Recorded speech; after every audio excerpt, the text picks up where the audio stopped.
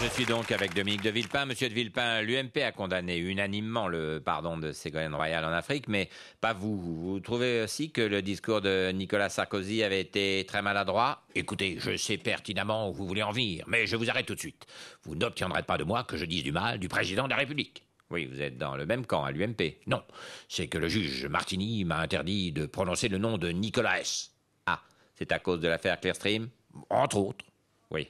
Je crois que vous n'avez plus le droit de voir Jacques Chirac non plus. Non plus. Cela fait partie des 193 interdictions que Nicolas S. a obtenues contre moi. Ah oui, c'est beaucoup. Oui, c'est 2 fois plus que Guy Georges. Ah oui. Du coup, on ne peut pas vraiment parler de politique avec vous.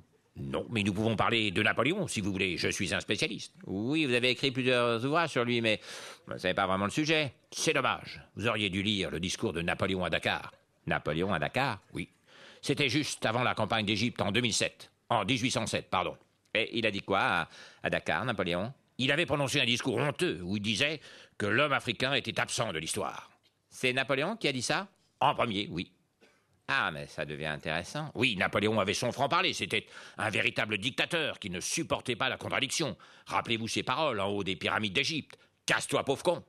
Ah, Napoléon a dit ça? En premier, oui. Oui, c'est vraiment passionnant quand vous racontez l'histoire. J'ai également un chapitre entier sur les scandaleux week-ends de Napoléon avec Joséphine. Notamment 4 jours au Mexique payés par un marchand d'esclaves sans scrupules. Alors que le peuple de France mourait de faim. Napoléon a fait ça. Non, mais c'est scandaleux. Napoléon s'était promesse sur promesse. Il n'était pas un mensonge près. On se souvient de cette phrase célèbre prononcée lors de son sacre à Reims. « Je serai l'empereur du pouvoir d'achat ». Et il a dit ça, Napoléon? En premier, oui.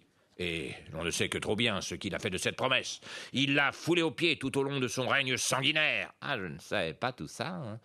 Merci en tout cas. Mais je ne peux partir avant de vous avoir révélé la fin. Ce petit empereur, imbu de lui-même, bourré d'orgueil, finit seul, exilé à Saint-Étienne, à Sainte-Hélène, et meurt comme la vulgaire crapule qu'il a toujours été, enterré avec ses talonnettes, en l'an de grâce 2012.